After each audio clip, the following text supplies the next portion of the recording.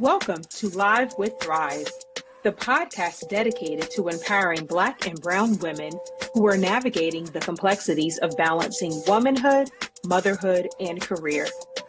I am your host, Dr. Alison Harris Welcher, creator of Thrive Life Coaching. In each episode, we dive into uplifting conversations with trailblazing women who share their transformative journeys and powerful strategies for thriving in every area of life. If you're juggling a demanding career, family responsibilities, or aiming for personal growth, this podcast provides the inspiration and actionable insights you need. Join us as we celebrate the strength, resilience, and achievements of everyday Black and Brown women just like you. Together, we'll explore how to not just survive, but truly thrive in every aspect of your journey.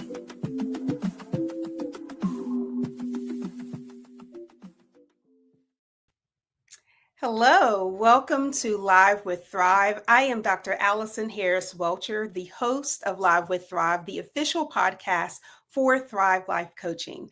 I'm so excited that you're joining us for our next episode. And this particular episode is really about women who are feeling a tug, a signal that maybe it's time for something new. And today's episode is really going to be focused on careers. You know, Thrive Life Coaching is designed to help Black and Brown women to navigate the complexities of womanhood, motherhood, and career. And for many of us in our careers, we may have been running on fumes, questioning our impact, or maybe sensing that this current professional season that we're in might be coming to a close. So our guest today knows exactly what that feels like. Dr. Brandy Nelson is a seasoned educator, a leadership strategist, and the creator of the Nelson Pages, which is a platform committed to delivering high-quality, justice-driven leadership insights for those navigating complex professional spaces. I want to bring Brandy to the stage. And Brandy is deeply rooted in purpose. She's not just interested in doing all the things, she's interested in doing the right thing. So that's going to be your first nugget of the episode today, doing the right things, not just all the things. But in this episode, she's going to take some time to share her reflections on career transitions and how to recognize the physical and emotional signs that might be indication it's time to move on and what it truly means to leave well. So whether you're leading a team, building something new, or asking what's next for you, this episode is just for you. So Brandy, welcome to Live with Thrive. How are you today? I'm great, Allison. Thank you for having me. Absolutely. I have been wanting to have this conversation for quite a while. But what's so interesting, Brandy, is we have known each other for how many years? Oh, dear. I should have calculated before. I know. It's more than, I want to say it's, well, I would say it's more than 10. I'm knocking on the door of 15, maybe even 20. Yeah, I was going to say about 20. So I think we perhaps officially met in around 2009, 2010. Yeah, that sounds about right. And Brandy, I'm all about coaching. And Brandy, I think you may have been my first professional career coach. I had coaches in school, hilarious. But I don't think I had ever had a real professional coach. And you were my first coach. And look at that. 15 years later, I am still learning from you. So grateful for that. So really excited for this conversation because I just know you're going to drop some gems. So in this conversation, I'm also literally going to be taking notes, but we want to give the people what they came here for today. And so are you ready to get into it? Because I am. I am shocked that I was your first coach. I'm still stuck on that. So we'll see where this takes us, whether or not I'm any better. I didn't throw you to the wolves. I listened. You helped me to become coachable. I don't know if I was a good coachee. You were so easy. Yeah. Well, Brandy, as we get into this conversation, one of the things that really stood out to me just about your journey, given that we've known each other for about 15 years, is just your deep self-awareness. I've always found you just to be not just self-aware, but be able to articulate what you're thinking, feeling, and the moves you want to take. And so let's just start there. Over the years, what has helped you recognize that it was time to leave a role, and just that self-awareness, that skill to be self-aware? I definitely built it over time. So it wasn't like I started my first, I would say, leadership role. I would say my first leadership role would be being a teacher, and then transitioning to being an assistant principal, and where I felt a huge amount of responsibility in both of those roles. But over time, developing a practice that was grounded around the nature of the context in which I lived. So I live and work either in school or proximate to school at the time. Now, not so much, but definitely at the time. And so that school calendar offers an opportunity for deep, deep, intense work, and then deep, deep, intense reflection. And so what I started to do was, during those times of reflection, whether that happened during the school year or in the summer, to start to think about first of all, like a couple of questions to ground me. One, like, who am I in this role? Do I like who I am in this role? Do I like what I'm doing? Is there anything that I would like to do different? Or is there any other project or opportunity that I want to pursue? And then, is there anything that is holding me back, or anything that I need to consider? And then also, like, if I could design the perfect role for myself, what would that be? And when I first started doing it, it was super easy. It was like, I love summers. So I want to stay in a world where I can have summer off, or have this 3-month or 2-month timeline where there's a space for summer. So I spent a lot of time proximate to school, or in school, excuse me, because of that reason. And so that practice helped me to understand and to give space for opportunities where I could say, is this still what I want to do? Do I still want to stay in this space? Do I still want to continue to do this thing? And during those times is when I was like, oh, I actually spent, I was doing this small project and I really liked it. So can I still teach and do this project, or do I want to do something else? Perfect example. I was leading PD for a school, but I was a teacher, and I was like, I really love leading PD. What's the role that allows you to do that more often, to spend more time in the coaching space as opposed to the teaching space? Because I really love coaching. And I believed that school leadership was the way to do that. So that led me down the path of working towards a school leadership role. So that's like an example of how I think about these moments of reflection during my time. I love that so much, Brandy. I mean, what I'm hearing is like you really leaned into like what brought you joy, like what brought you happiness, right? So you love summer, right? Let's find something that's going to allow me to like fully enjoy summer. You test it out, providing PD. You're like, oh, I like this. Let me lean into that more. And so really starting with what brings me joy, what makes me happy in the thing that I'm doing. I love that so much. So oftentimes, like on the flip side, so often Black and brown women in particular are taught to just push through in the not so great moments, in the things that don't bring us joy, right? So it's kind of like, well, like it just is what it is.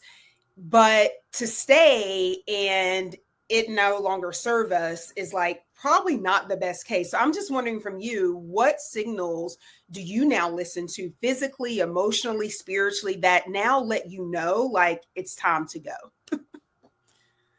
Yes, I will say that I have developed a much clearer constitution of what brings me joy, what are my core values, what do I love to do, how would I like to spend most of my time. I've also recognized that no job, no role comes without some things that I'm like, I don't really feel like doing that. My least favorite thing to do is budget. However, I need to do budget. So, and I've come to terms with, I'm not going to try to make it joyful, but what I am going to do is try to make it strategic. So I'll work really hard to ensure that like my budget is aligned to the values and the value, the mission, and the initiatives that I'm trying to drive towards. Right. So the budget becomes a strategic priority, but not a joyful necessarily priority. I don't go into a flow and lose like my sense of time when I'm doing budget. There are people who do. That's not me. However, I think something that I think about, and I think it was you who said it to me.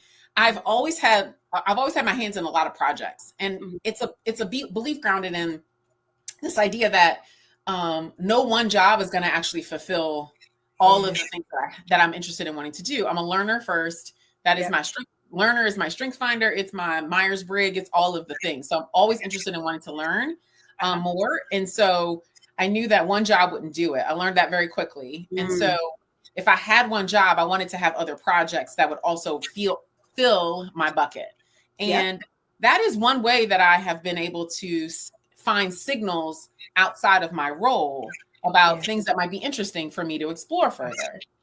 So I, using that and leveraging that kind of belief, but also that practice, and understanding now that I used to do it because I thought I had to, but now it's actually something that I want to do because I don't have to, but I still do it, tells me that, that this kind of way of operating, this like hands in multiple buckets, pushes my thinking, expands my thinking, and brings me joy. So, and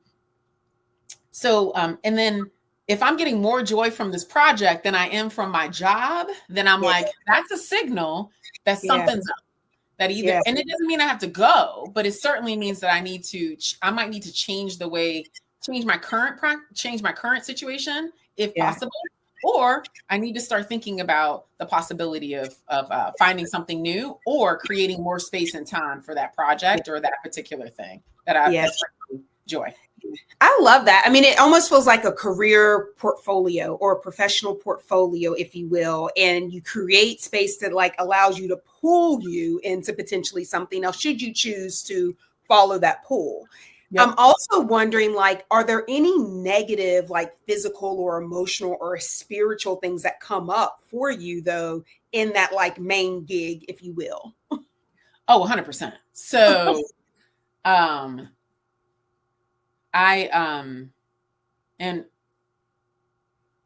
let me start by saying the first thing is I try every day to have some level of self-regulation. So, and I can share a little bit more about what that means or like what my practices are in order to do that. But that helps me to walk with clarity and purpose in the work that I do. So, I spend a lot of time in meetings, and I spend a lot of time in meetings that are not in person. Which there's a loss of all kinds of language and meaning that comes with not being in person. So, so there are moments in time where I might be in a meeting and there's something that is said, and the way that I receive that thing, literally I feel it in my body. Like my stomach will jump, or a friend of mine used to say, I'll leave the room. So like I'm physically present, but like my mind is not, I'm not listening. I'm taking whatever they've said and have built an entire narrative about like, did they just say that?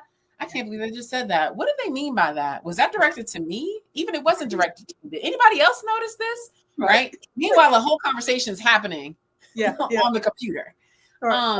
And so one thing that I've actually picked up probably in the last, I don't know, year is to actually start writing down when those things are happening. I didn't used to do that before. And you can do it in a multitude of ways. For me, what works best is actually to pull out a pen and have a piece of paper next to me. It's literally like a BS tracker. And when I'm like, this is some BS, and I literally write it down. Who said it in a time, and what it made me feel, and then what I want to do about it. And then at the end of each week or every 2 weeks, I'll go back and be like, did I address any of those things? Is it because are there patterns that are developing? This is like my kind of way of processing it. And then what do I want to do about it? But I do rely a lot on my gut. I read somewhere that your gut is the feelings in your gut are your guardian angels. So like I spend a lot of time like trying to pull intuition and gut as a way to be able to support the work. And then I will say I also ask a lot of questions in meetings too. Just like, are there any, am I right? Did I hear that right? Somebody else have questions? Is there anything that's left unsaid? In a way to pull it from other people. Cause I'll miss stuff too that folks have said. And I'm like, I didn't even catch that. By the way, and really checking that BS, right? Check like, check. Yep, that was exactly what I thought. Exactly what I heard. Yes, not a problem. You heard it too. Okay, yeah. So, There's something you actually shared with me that I was like, that's really profound, around just like this feeling of like, when you start to feel emotionally, spiritually, mentally, like something's draining you from your main gig. And if you are having to go to your therapist to talk about what's happening at work, yes, perhaps yes, you need to leave the work. Can you yes. just say a little bit more about that? Because it's so perfect. It's almost like we would go to a therapist to talk about like a relationship or a bad situation, and we would likely like put up boundaries and like leave that situation. Harder said than done, and we'll talk about leaving well, but just say a little bit more about this concept. Yes. So the thought that each one of us has a different relationship with our jobs. Yes. So it's all grounded in like, what is the relationship you want to have with your job? And some folks are like, it's a job, it's not my identity. Other folks are like, no, this is my identity. I am inextricably tied to this particular role or to this particular work. Some folks are like, I'm tied to a project, but not to the people, right? Like, so we all have a different way of connecting to our jobs. Yeah. And depending on the job and the role will dictate your connection to it. I've had some roles where I am all in. When I first became a principal, my hair was black. And when I left the principalship, my hair was gray, which to me was like an indication of like, I literally gave my entire self to that role. And then I've had other roles where like I've been a consultant, for example, and my connection is to the person and or to the project, but not necessarily to the organization or and so the way that so the first step is like, who are you in relationship with your job?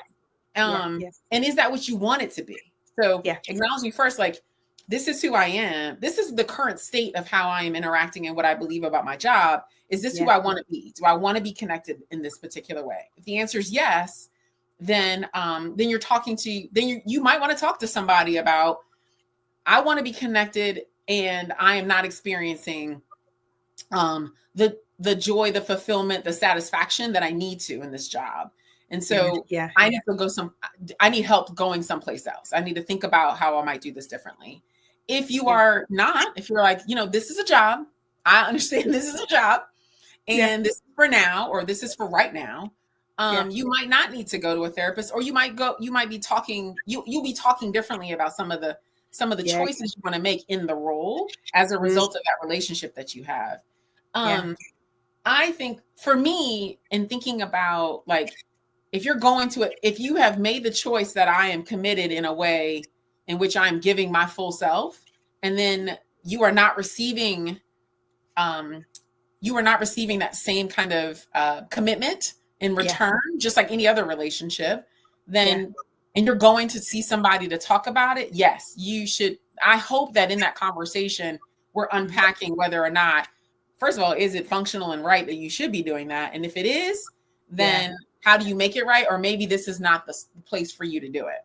There's plenty of places to give your gifts, and it doesn't have to be in this one place. So understanding that your gift is can be given in multiple places allows you to feel a little bit more confident about leaving, but also a little bit more self-assured and reassured that your choice in leaving is both for the company and also for you. Serves both of those people. I love that so much. I mean, two things just come up to me. It's just like seasons of life, right? You talked about this, or like, what are the things that bring you joy, core values, and in Thrive Life Coaching, like I really talk with my coachees about like, what matters to you right now, right? And I actually do think core values can adapt and adjust. And there was a time in my life when my job was my identity was my job. I gave my full self to it, and it felt right. It felt like the thing to do and the thing to be. And as hard as it was, I was like, this is what I want to be doing. Right. And now I'm in a point of life of like, I am exchanging my time for compensation. because I have other big priorities that matter a lot to me, right? My Right. husband, right? My Right. family, my children, like Right. creating memories. And so, again, this power of self awareness, right? This Yes. ability to reflect and like see where you are. But we know sometimes we got to leave. Sometimes we just got Yes. to go when the Yeah. work is done. So, talk to us just like, what does it look like to leave well, like, and to exit with clarity and without guilt, and this like, I'm gonna call it, I'm a country girl, he hawing, right? Like this back and forth. Like sometimes I'm talking and I'm like, so you want to say or you want to go? What you want to do? Like, are we Mm. putting applications or are we not? Like, what's happening? And so just talk with us like how you make sense of that moment of like, how do you leave well? Yes. Well, first of all, I love that. Are we filling out applications or are we not? That's fantastic. Um, I so first, and this is a culmination of learning. So I always say this to folks when I'm talking to folks. I'm like, I did not like arrive day one and was like, here's what you need to do. This is like a culmination of like, oh, next time I'm gonna do this. Oh, next time I'm gonna do. Oh, next time I'm not gonna do that. Right. Um, one of there's a couple pieces that I think are really really powerful for me that have become consistent in the roles that I've had, and I've had quite a few roles in my career. So I have now learned that you succession plan when you enter the room. When you enter, I used to think, oh, you show up, you figure out what's going on, like you know, okay, now you're there for a couple years, and you're like, you know what, somebody else should know how to do the same thing that I'm doing. I've now learned that from the beginning, as I'm learning what is going on, like what are the projects, who are the people, what is the processes, that I'm also investing folk in you needing to be a leader of this work, whether it's here or someplace else. So I've started to do that like as soon as I enter into the room. I'm like, who are the people who are ready or almost ready? And how do I start to enroll them early into this process? So succession planning. Because for me, it's easier for me to go when I know that there's a group of people who know what's going on. Right. I'm like, all right, I can leave because like I left for 2 weeks to go on vacation and nothing happened. So you don't need me no more. Right. So that's one. The second thing I would say is like, when you're thinking about I think my time is, I think I've done all I can do here. And I will say that I do enter into organizations as a caretaker. I've not walked through spaces and been like, this belongs to me. I've always been like, this belongs to the community and I'm here to protect it, to care for it, to like open up access to folk. And then when my time is up, my time is up.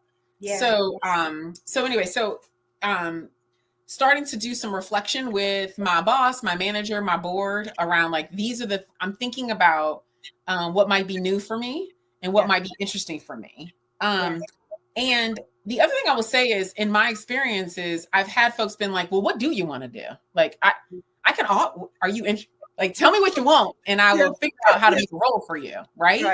Which says a lot about who you are and your contributions to the organization. So having a chance to be like, and that's why that reflection of like, well, if I had the perfect job, what would it be? Because someone's going to ask you at some point, what you want to do, and I will make the job, and I will give you the money, and you can have it, right? So be ready, and so that reflection helps you do that, right? So anyway, so negotiating with my board, negotiating with my boss and my manager about like, here's what's happening right now. Here's where I think, as I look down as I look out at the rest of the year or the rest of the quarter, here's how I'm experiencing it. The third thing is I give notice. Like, some people think it's crazy, but I give notice. I'm like, listen, I gotta go. I think it's time. I got this project. I want to play in it. Or, I would like to go part-time. I did that once for a job. I was like, I would like to go part-time so that I can spend the rest of my time working on this project. Right. And so at my level, at like the level that I sit and move, 2 weeks is absurd. Like that's just disrespectful. Disrespectful. I was going to say just disrespectful. Like, what are we doing? Regardless of the relationship you have with the job, like, and let's name for folks who don't know, like, what is your level? Like, so let's let Norm. So right now I'm an executive director. I have been a chief of things. And in all of those roles, chiefs and executive directors, you manage large bodies of people and large bodies of work. And so I think 2 weeks is just inappropriate. And I would say, even if I was teaching, 2 weeks is inappropriate because it's a large body of work. I mean, teaching high school is 180 kids. So Right. that's a lot of people to manage, and there's not anyone to do it. So anyway, so 2 weeks, I think it's not right. So that goes against my constitution. I would say 2 months is a little bit better. 3 or more months is even better. I mean, my last role, I gave them almost 6 months notice. So and so remember your succession planning. So there's a process of like offboarding different projects to people and onboarding, offboarding it from you and onboarding it onto them. So that's super helpful. I would say I have like 2 things. One is like, the next step doesn't have to be clear, and you don't have to explain it to people. Like, where you going, Brandy? I was like, I don't know. I'm gonna play around with some things and see what happens. Or I'm going over to this new role to do this thing, right? So it doesn't have to necessarily be crystal clear. And it might be clear to you. It doesn't mean you have to disclose it. So that's the one thing.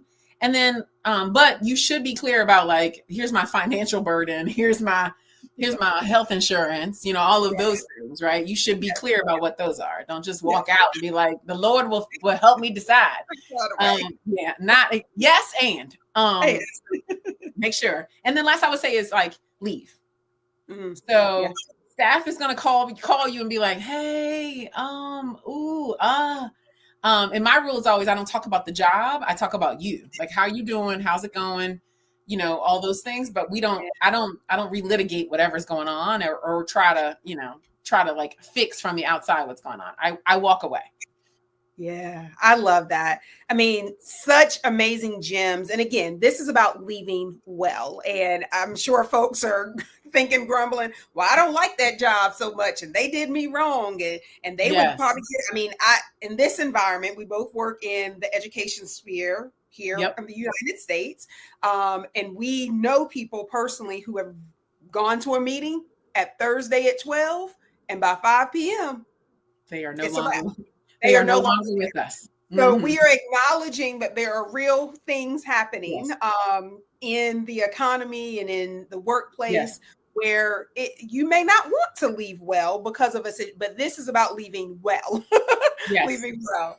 So I want to switch gears just a little bit and talk about purpose versus performance. And I can't remember the exact quote, but you've said something to the effect of you do what you're divinely assigned to do, not everything you can do.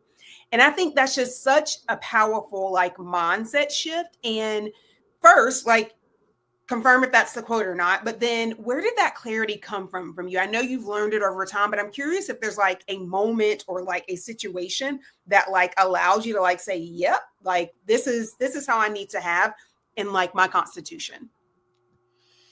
Yes. So I heard a spiritual healer, her name is Gina Breedlove, www.ginabreedlove.com.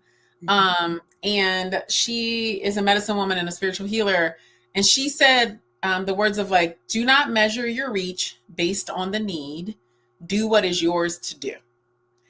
And I remember thinking how incredibly powerful that was for me, because the types of challenges and problems that I am interested in solving are pretty vast, are huge, are vast, are significant.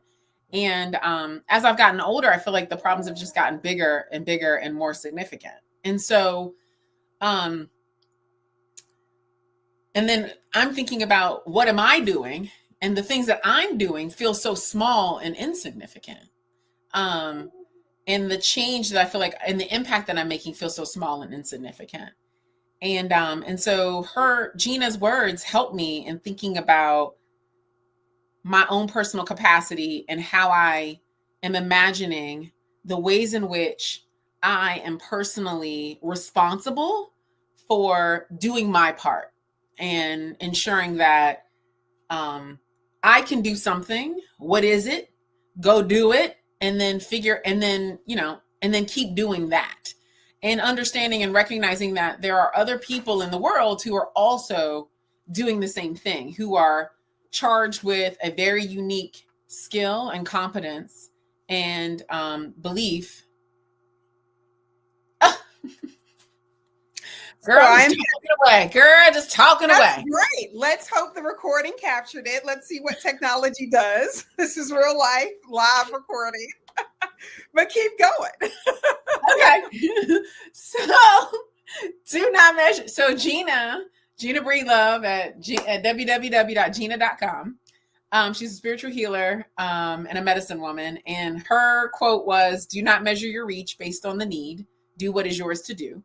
And I remember how empowering that was for me to hear her say it, because the problems that I was experiencing at the time were so large and so vast. And I felt like the impact I was making was so tiny. I was like, I feel like I am making absolutely no impact in this problem. And her words were grounded in this idea of, yes, the problem is huge, and you are uniquely and divinely designed to make an impact and to make a contribution. So figure out what that is and go make that contribution. And understand that there are other people who are also doing the same thing. So it's not just you having to solve this huge challenge, but actually you're part of a larger network of humans in this world that are also doing that. And then remain faithful to like your calling and what your role is. So don't try to go and do other people's stuff. Do what is yours to do. Like, do your part, because whether you know it or not, your part actually is important as part of this like fabric and this network and this quilt of making an impact in the world. So I try to remember, like, I am both one small individual, but I also am part of a larger network that is, and I have a unique competence that is helpful and useful to others in helping to change and solve some of these big challenges that we're facing. I love that so much. I mean, it really helps to frame and put into perspective what's possible. And it's almost, I don't want to call it foolish, but it's foolish of us to think that we can do it all and we are the ones who can solve everything and carry everything. But as you said so much earlier, each of us has unique gifts. And where do you want those gifts to be used? And then you line that up with like your gifts being used at a certain moment in time within this context of an organization that needs a certain thing at a moment in time. That's and so right. it's a moment to like really line things up and like take things into perspective, right? Like just That's step right. back. Let's look at this whole thing. That's right. That's exactly right. That's exactly right. So good. Well, I want to really talk about leading with integrity and intentionality. Yes. So when you think about leadership, what does it mean to build something, even when you're no longer in the room, that thrives when you're no longer in the room? Yes. This goes to when it's time to go and you need to it's time for you to leave. Also, I had a mentor when I first became an assistant principal in North Carolina, and his name is Roy Teal. And he said to me, like, you're the caretaker of this school. It is not yours. It does not belong to you. The school will be here when you are gone, and it was here before you got here. Mm-hmm. And the school actually belongs to the community. It doesn't belong to you. And so right.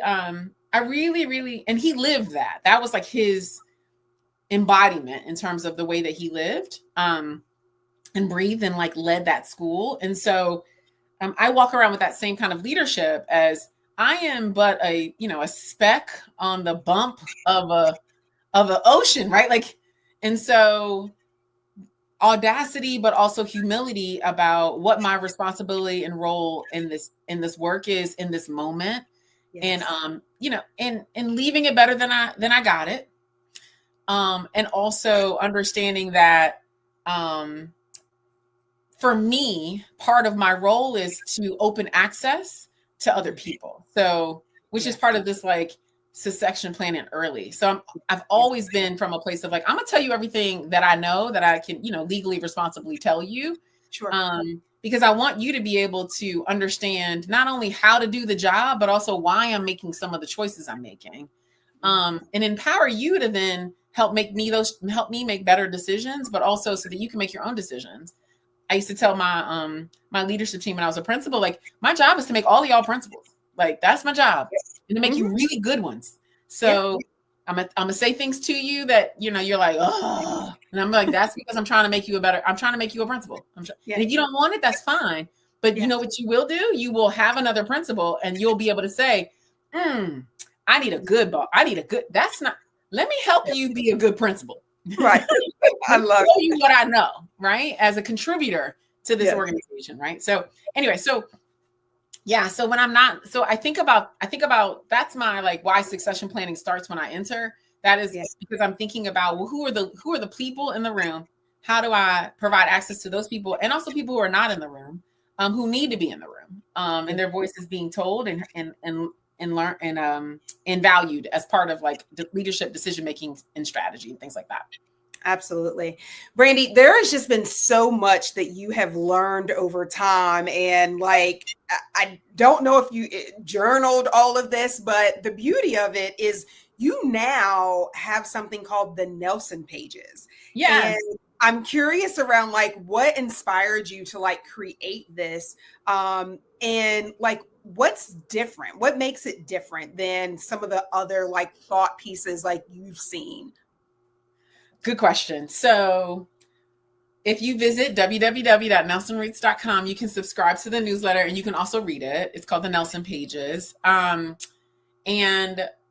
so I personally have read a lot of books about management and leadership, gone to a lot of professional developments about management, hundreds and hundreds of hours, thousands and thousands of pages, about what does it take to be a great leader, and what are the different kinds of leaders and theoretical underpinnings of leadership. And one thing that I found to be so true is that most folks who become leaders and managers learned how to be a leader and a manager from a leader or a manager.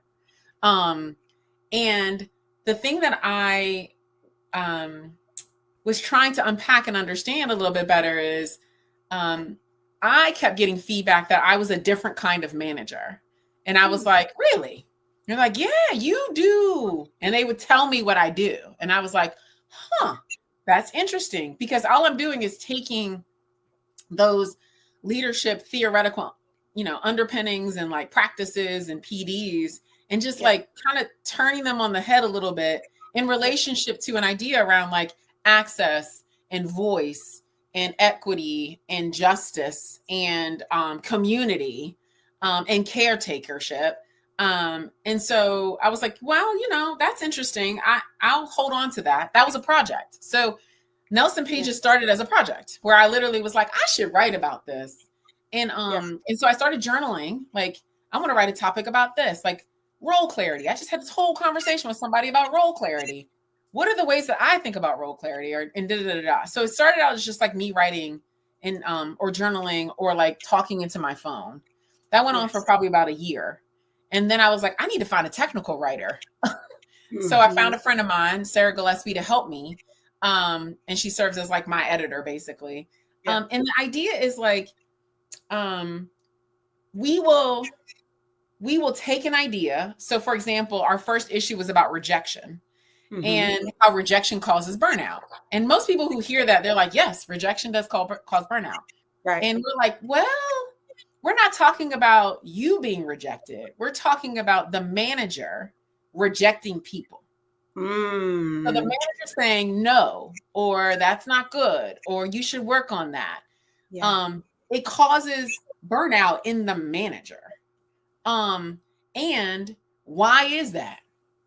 And do you even notice that that's happening to you? That you're like, actually, we can't, or, oh, that's interesting, or, oh, all of that. So we talk through that, like, what's happening? Why is it happening? What do you want to do about it?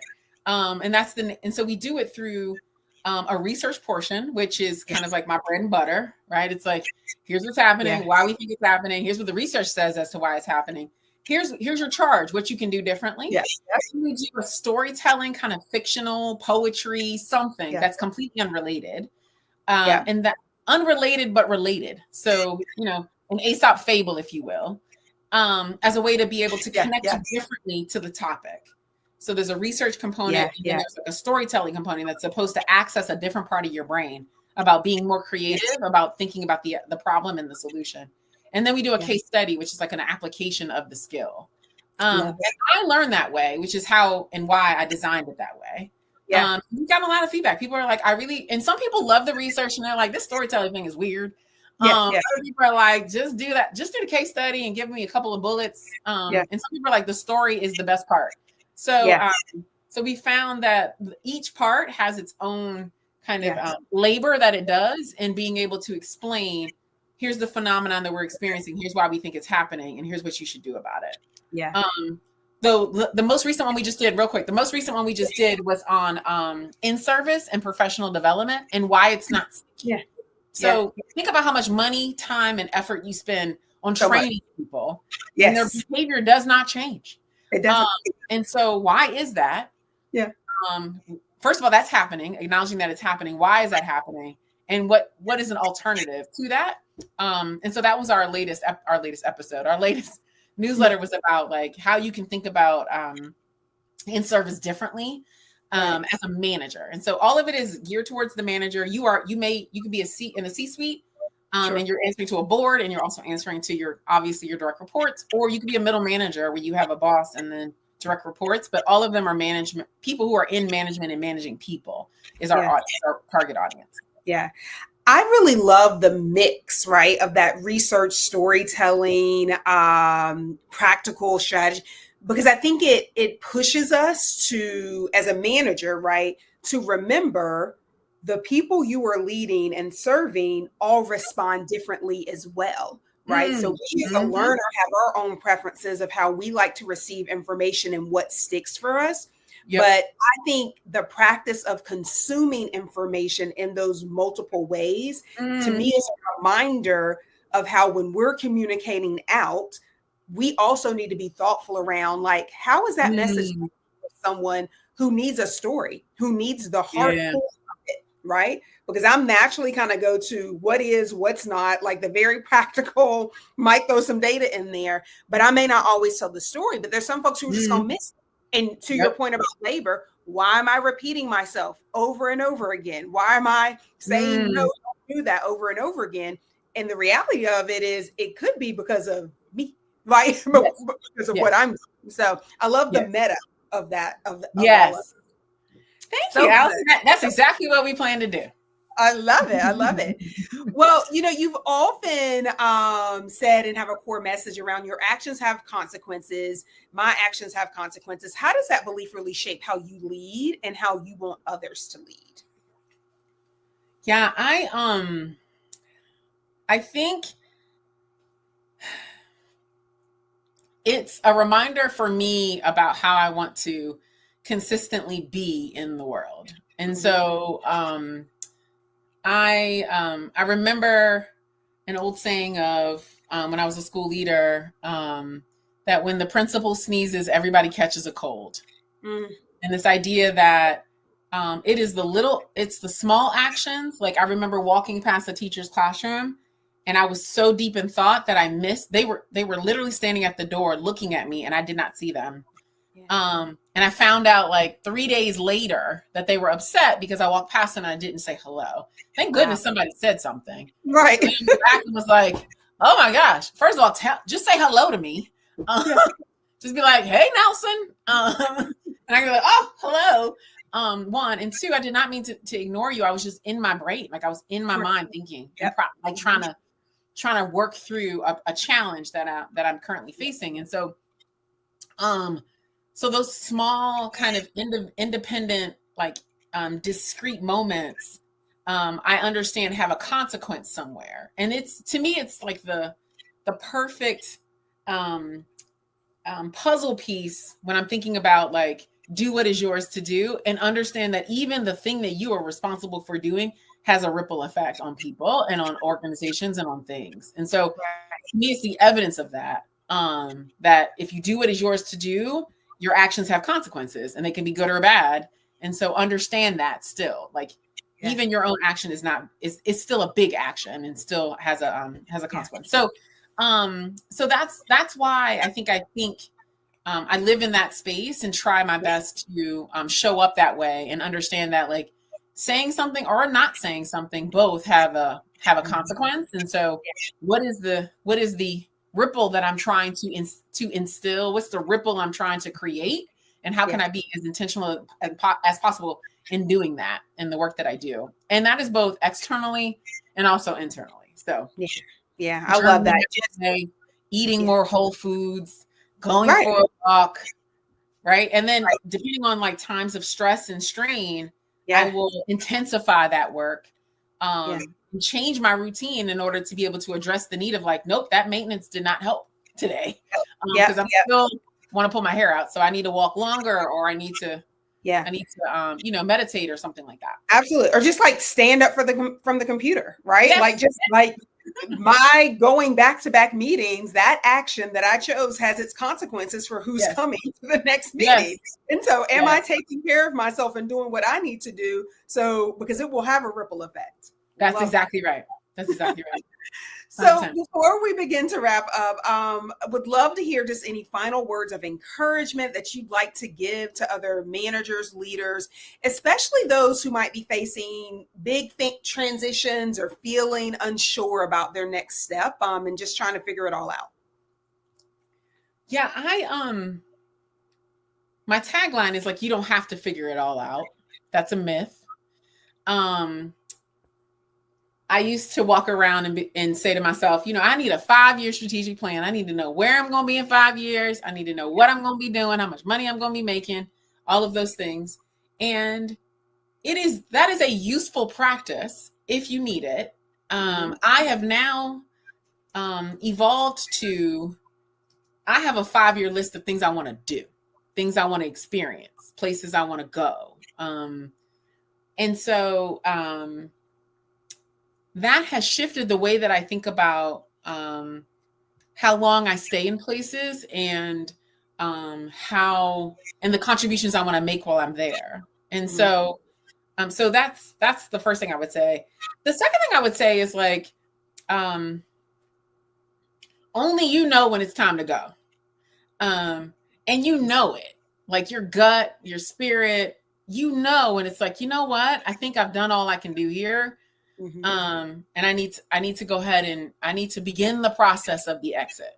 And there's nothing wrong with that. And no one should make you feel bad about it. And you should not feel apologetic about it. And so, I have stayed in roles because I needed the money. Sure. And that is okay. Yeah. And I've left roles and gone to other roles and made less money. Because the work was just so much more compelling, and that is okay. It's just being clear about am I doing this because of an intention, or am I doing this because I just don't know, I don't have anything else to do. So if you're moving with intention, it'll always be the right decision and the right time. Love it. So many jewels, so many wonderful things that you have shared. In case folks did not take notes as they should have, because they definitely should have, how can folks stay connected with you, Brandy? Yeah, the easiest way I would say to find me is at nelsonroots.com. And so that is the quickest way to get in touch with me. I am on LinkedIn, Brandy Nelson, Nelson Roots. It's a full-on long thing, but if you go to, LinkedIn and type in Brandy Nelson, you should be able to find me. I'm relatively active. Subscribe to my newsletter. Sarah and I are doing some really cool stuff, and we are learning a whole lot in the process, and also getting a lot of really great feedback from folk about it. So I would highly encourage you to subscribe to the Nelson pages. I took a 1-month sabbatical off of social media, and it's now been 6 months. And I have to tell you, I do not miss it at all. And so you can follow me on social media, but I have not posted anything in 6 months. So the quickest way to find me would be nelsonroots.com or on LinkedIn. Excellent. Brandy, thank you so, so much. I appreciate your time today. Audience, again, please connect with Dr. Brandy Nelson via nelsonroots.com, or you can find her on LinkedIn. That is, if we can consider LinkedIn as social media. Maybe. I mean, it kind of is, but I try to move toward that way, but it really feels like that sometimes. So I try to just only really deal with messages. So if you message me, I will absolutely see it. for sure. Love it. Love it. Well, thank you And so we much. do offer coaching and all kinds of other things too at the nelsonreeds.com. But Absolutely. Nelson Pages is where it's at. Nelson Pages is where it's at. But as she said, she was my coach 15 years ago. She is still in the coaching game. I am still in the coaching game, yeah. And so I highly, highly recommend her. Highly recommend. Brandy, thank you so much. Thank you, Alison. It was so much fun. Absolutely. Thank you again for joining us for this episode of Live with Thrive. If today's conversation spoke to you, please share it with another leader, someone else who is managing, someone else who is trying to figure out how to navigate their next move. As we say, we like to make our next move our best move, but we learned today that it's really about getting clear around what your priorities are, where you want to be. And thriving doesn't mean having all the answers. I want to be clear about that, but it really does mean listening to yourself, leaning into your purpose, and showing up even when it's hard. So until next time, take care and keep thriving. And do invite you to please follow Thrive Life Coaching on all the social media platforms. Thanks so much and see you next time.